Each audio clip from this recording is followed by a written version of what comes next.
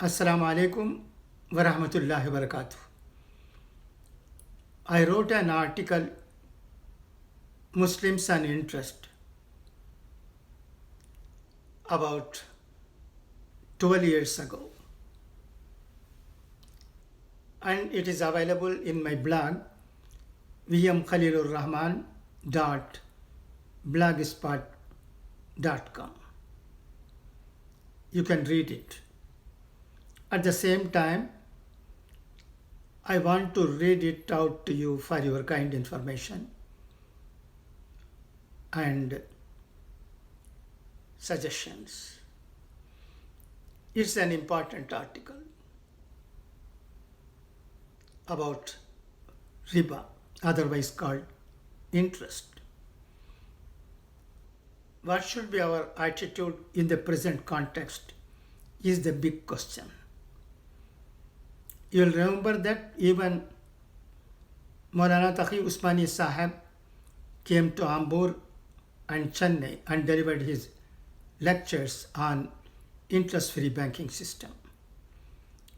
Some of you might have heard it, but no permanent solution has been found in this regard by the Muslim community, particularly our respected ulama ikram. Now I read my article, Muslims and Interest. There is much talk about interest-free banking system nowadays. Maulana Taqi Usmani Sahib also addressed a meeting in Chennai on this subject. There cannot be two opinions about the fact that riba is prohibited in Islam and Muslims should refrain from doing things which come under this word riba. Riba means not only interest but all forms of exploitations. This is the reason why all the past great translators of the Holy Quran had given the right meaning for it as usury. The beauty of the Quran is that it prohibits any exploitation in business, not only interest. As far as the banking interest is concerned, one feels that an industry cannot be established and managed without involving interest. If a person establishes a factory, getting loan from a bank on interest and gives employment opportunity to some people, it is undoubtedly laudable. We must appreciate him. We have to move with the times to be responsible citizen of the present highly materialistic world where nobody seems to care for anybody. Giving sermons is different from practicing things. This apart, unless an interest-free banking system comes into existence, we cannot condemn the present system in the way we usually do.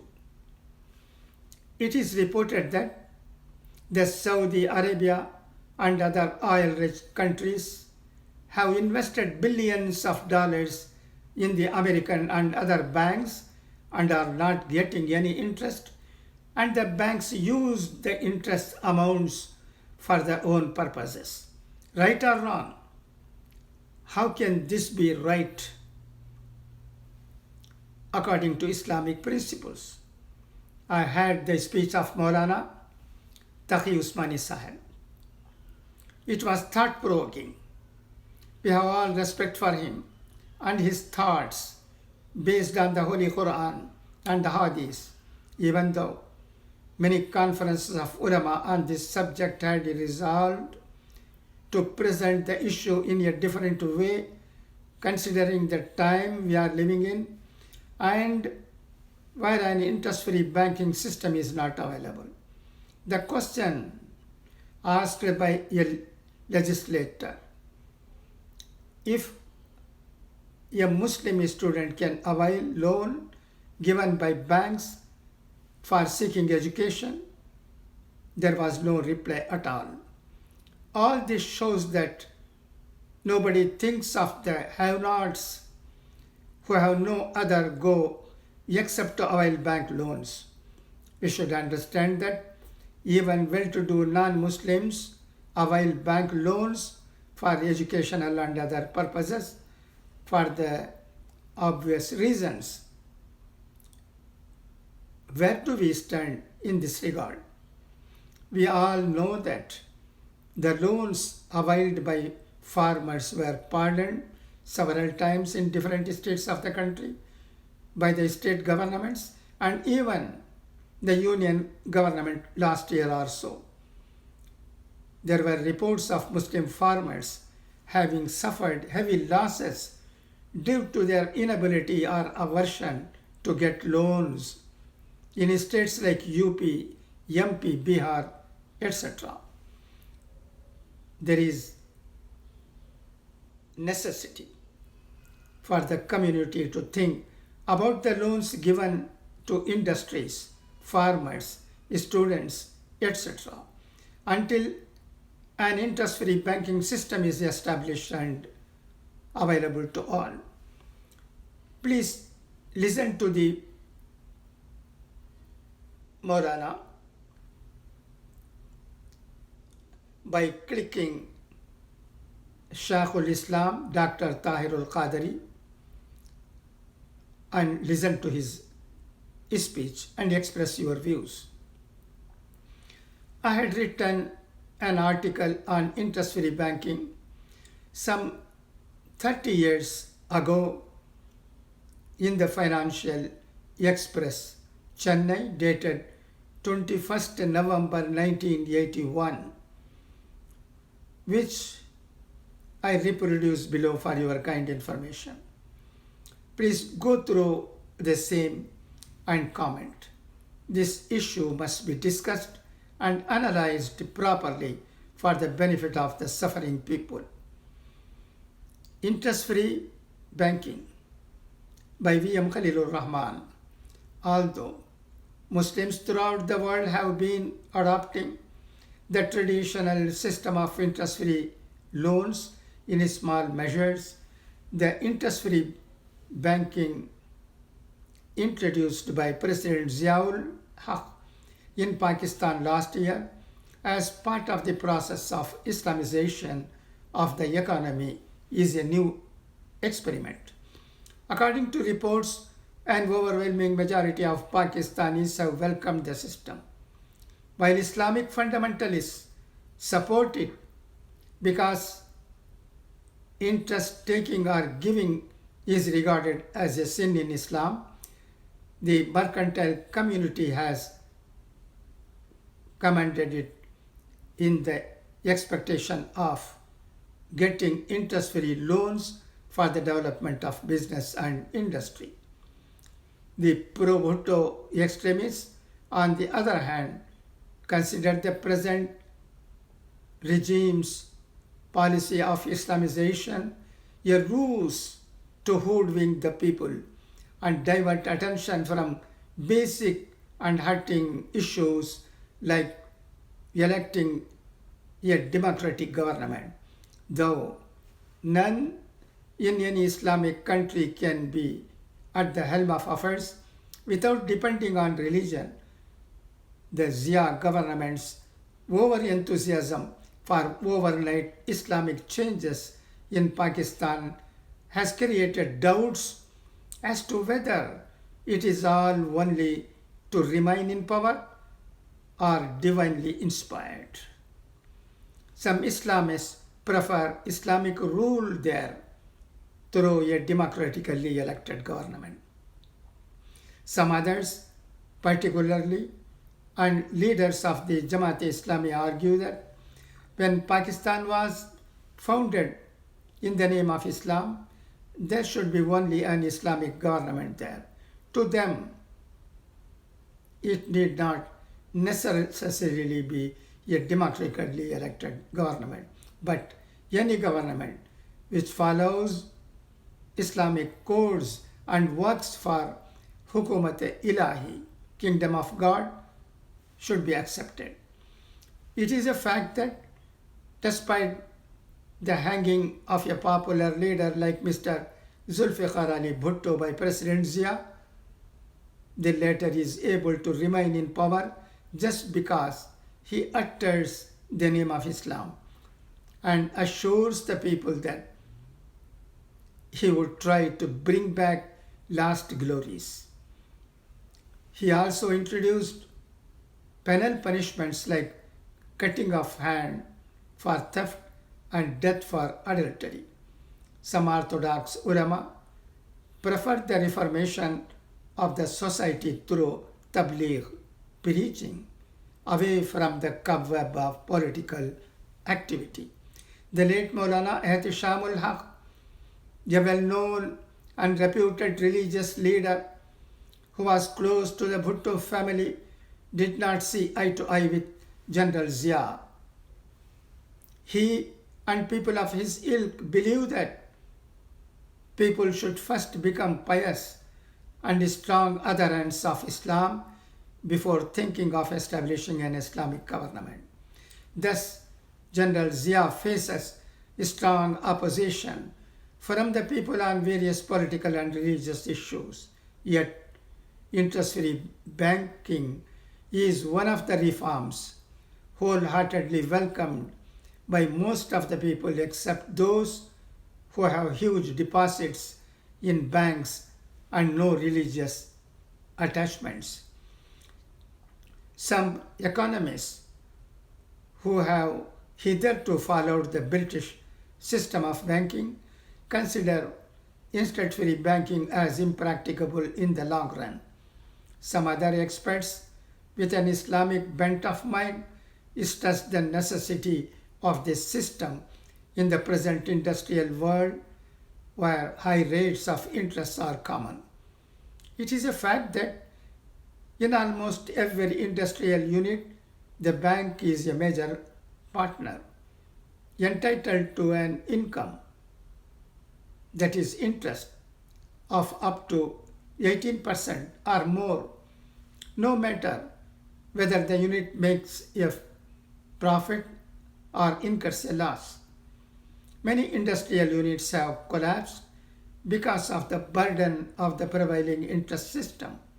At the same time, the tremendous industrial progress seen today is due to the finance provided by banks and other corporations like Sipcart in Tamil Nadu. The worst disadvantage to industries financed by banks is that business becomes compulsory for them even at unworkable levels of prices at both buying and selling points, as they require goods as well as forward contracts of sales for submission to their banks against different varieties of facilities secured by them. In spite of this, whether industrial development will be possible, particularly in the present world, without involving interest is a moot point. Pakistan claims that interest-free banking was successful last year in all the 5 nationalized banks where it was introduced. The annual reports of these banks have shown that the income of depositors in interest-free accounts has been 8.5 to 15%, whereas depositors for interest have gained only 7.5 to 12%. In Pakistan, the deposits in interest-free accounts are given to different industrial units and profit or loss is shared among the depositors according to their ratio of investment. According to reports, about rupees 300 crore were deposited in interest-free accounts there. However, it remains to be seen if the trend is here to stay. In India, though an interest-free system seems unthinkable, the best thing the government could do will be to provide facilities for secret deposit accounts without involving any interest in the same way as the banks in Switzerland have provided. This will help in acquiring black money from both home and abroad for various national projects. V.M. Khalilur Rahman in Financial Express of Chennai, dated November 21, 1981.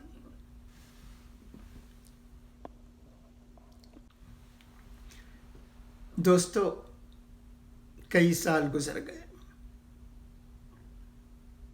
आप देख सकते हैं कि चेन्नई के financial express में, जो कि Indian express का ही पेपर है, उसमें मेरे मजमून को शाया हुए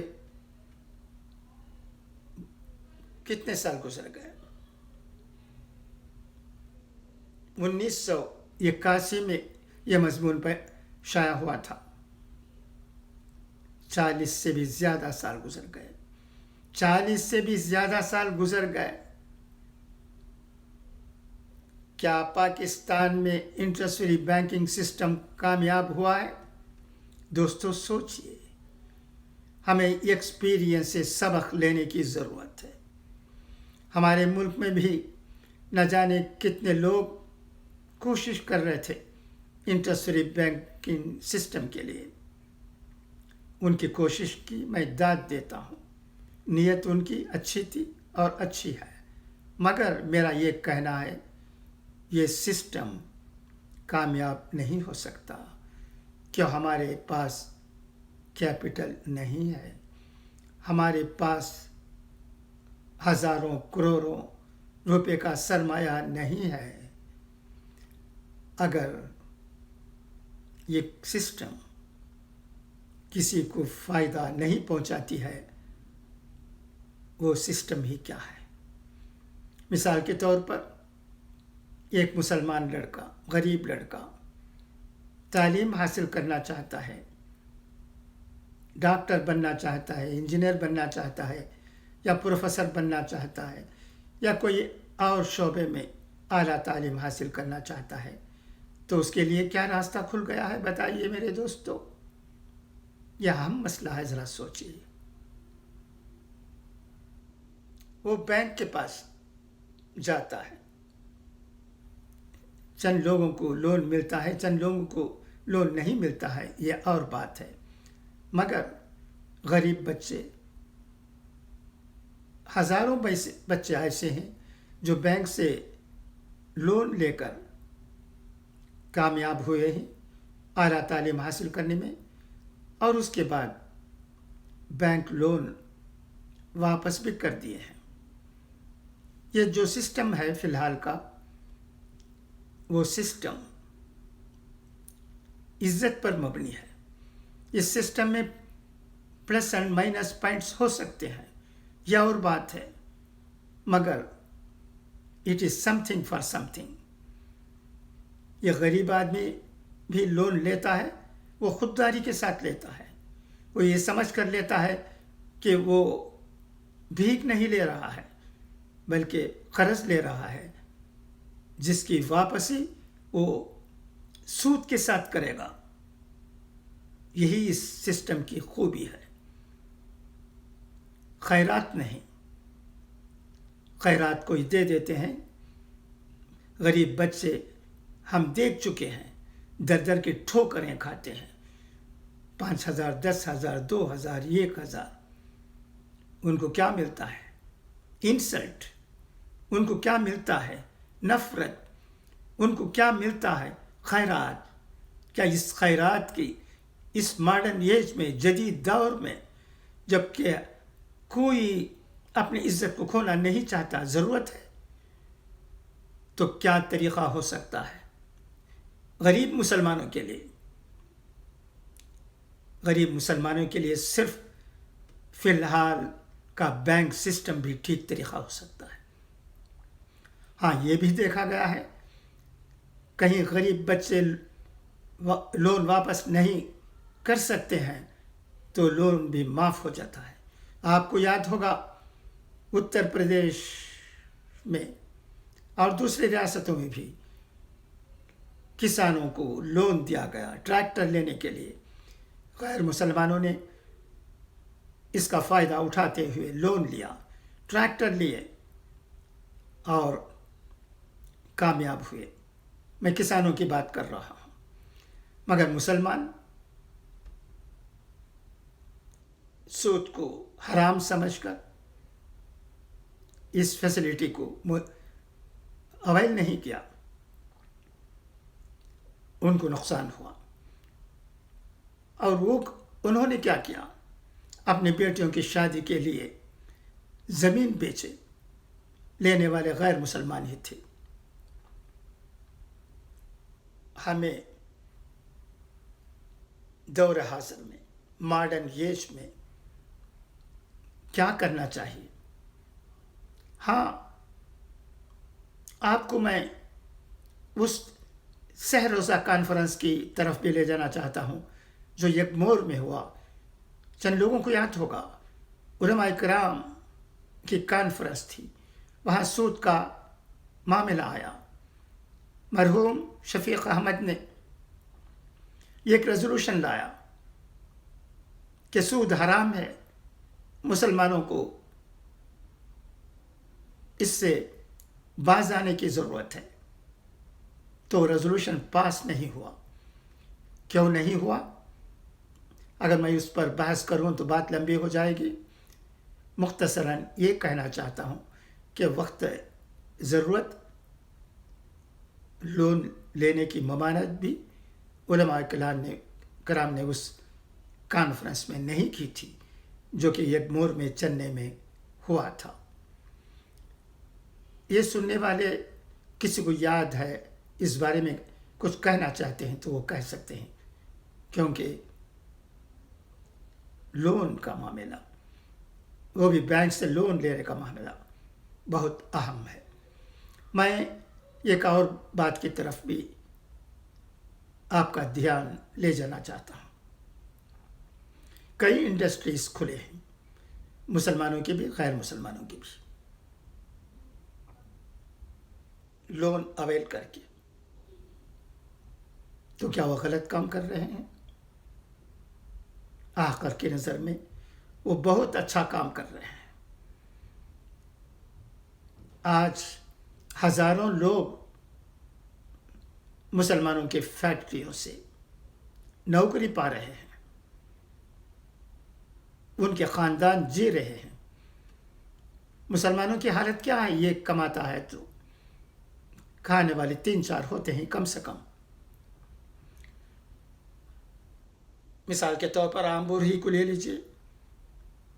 آمبور میں لگ بھگ 20-25 ہزار لوگ نوکری کر رہے ہیں شو انڈسٹری میں۔ اس کے علاوہ انڈائریکٹ فائدہ بھی پہنچتا ہے ہزاروں لوگوں کو، اس پر اب میں جانا نہیں چاہتا۔ تو یہ کام کیسے ہو رہا ہے؟ بینک لون سے۔ میں ہمارے انڈسٹریلسٹ کو جو بھی ہوں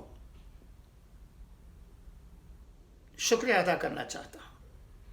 ہمیں ان کا مشکور و ممنون ہونا چاہیے کہ انہوں نے بہت سے تکالیف جھیل کر، ٹھیک ہی باتیں سن کر، محنت کر کے، دنیا کی سیر کر کے، وبا کے وقت بھی مصمم ارادہ کر کے، جس جذبے کے ساتھ، جس ڈٹرمنی کے ساتھ، جس اصول کے ساتھ انہوں نے کام کیا ہے اور فیکٹریوں کو آگے بڑھانے میں جو محنت انہوں نے کی ہے، اس کی جتنی بھی تعریف کی جائے کم ہے۔ میرے پاس الفاظ نہیں ہیں دوستو، معاف کیجئے، میں بھی کاروبار میں تھا،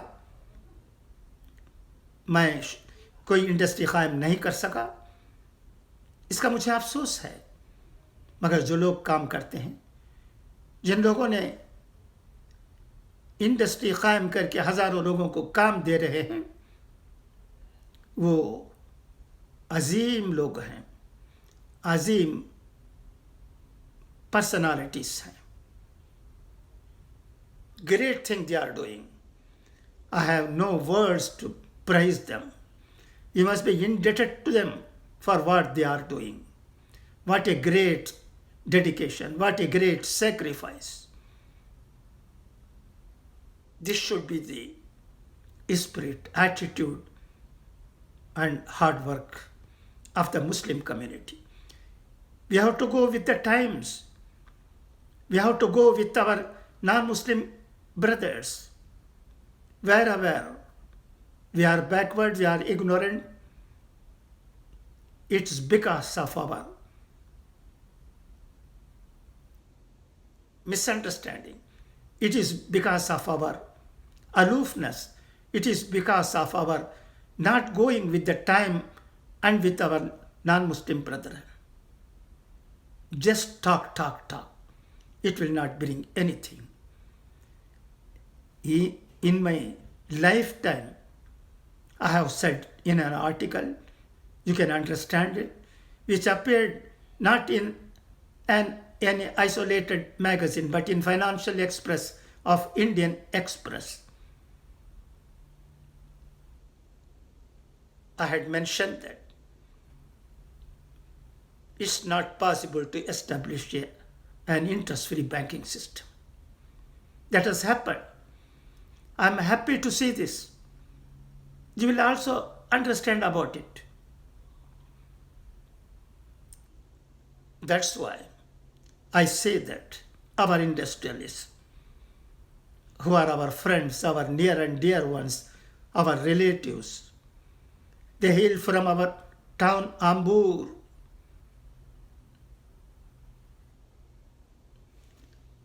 उनको सलाम करते हैं. यहाँ आम्बूर में बुआ शादी खाने में जब तकी उस्मानी साहब आए हुए थे, उनके साथ एक निशस्त हुई. उसमें मक्का रफ़ीक अहमद साहब थे. वो सवाल कर रहे थे और तकी उस्मानी साहब जवाब दे रहे थे. मुझे ऐसा लगा कि मक्का रफ़ीक अहमद साहब के सवालात ठीक थे और जवाब देने में, माफ़ कीजिए, मौलाना तक़ी उस्मानी साहब बगलें झांक रहे थे. वो ठीक तरह से जवाब नहीं दे सकेंगे. कैसे हो सकता है? अब आइए मैं इस वक्त एक और भी बात बताता हूँ. मैं यहाँ अटलांटा में हूँ. यहाँ एक ऑर्गेनाइजेशन है, नाम जो भी हो छोड़िए, मैं ज़रूरी चीज़ें आपको कहता हूँ. उसमें भी तक़ी उस्मानी साहब का नाम मेंशन है. मगर अगर आप इंटरेस्ट को सर्विस चार्ज बनाना चाहते हैं तो यह और बात है. इसका नाम इस्लाम नहीं है, ना हो सकता है. तो मुझे ये भी मालूम है कि बिला सूदी निज़ाम लाने के लिए हिंदुस्तान में रहने वाले हमारे कई भाइयों ने लाखों रुपए खर्च किए हैं एडवोकेट्स को. एडवोकेट्स का फीस क्या होता है? फ्लैट चार्जेस और फीस लाखों में होती है. ये देकर आखिर उन लोगों को क्या मिला है दोस्तों, ज़रा सोचिए. कब तक हम वही टाइम फिश करते रहेंगे? कब तक हम गलत बातों को सही बात साबित करने की कोशिश करते रहेंगे? कब तक हम जदीद तर्ज अमल को ना अपनाते हुए ऐसे सिस्टम को जो है ये नहीं या जिसकी उम्मीद की भी नहीं جا سکتی ہے اسے لے کر درس دیتے رہیں گے، کیا فائدہ؟ افسوس. اور کئی باتیں ہیں میں آپ سے شیئر کرنا چاہتا ہوں، مگر اب بہت ہو گیا، اب ختم کرتا ہوں. میں لیدر انڈسٹری میں رہا ہوں، جیسا کہ آپ جانتے ہیں. میں بہت ہی عاجزی سے، تہہ دل سے، آمبور وانمباڑی گڈیاتم پیر نمبر 12 میں رہنے والے ہمارے انڈسٹریلسٹ، چاہے ان کا مذہب جو بھی ہو، مبارکباد دینا چاہتا ہوں، شکریہ ادا کرنا چاہتا ہوں کہ انہوں نے اپنی محنت سے، اصول سے، مصمم ارادے سے کارخانے قائم کر کے ہزاروں لوگوں کو، ان میں عورتوں کی تعداد بھی بہت زیادہ ہے، نوکری دے رہے ہیں. نوکری ضرورت ہے، بھیک نہیں. کسی قوم کو بھیک کی ضرورت نہیں بلکہ نوکری کی ضرورت ہے. یہ بات یاد رکھیے گا. معاف کیجیے، کیا کریں، غلط باتوں کو سنتے سنتے ہمارے کان پھٹ گئے ہیں. اقبال نے کوشش کی، سر سید احمد خان نے کوشش کی، ان کی باتوں کو سنے بغیر ہم ایسی باتوں کو سنتے ہیں جن میں کوئی دم نہیں ہے. تو اور بات میری لمبی ہو جائے گی، اب معاف کیجیے. Once again I thank the industrialists of Tamil Nadu, whatever may be their religion, for what they are doing in providing job opportunities to lakhs of people in different industries. It's a great thing. It is hoped that inshallah the present government under the chairman, under the chief ministership of Mr. M.K. Stalin will do its best to establish as many industries as possible and provide jobs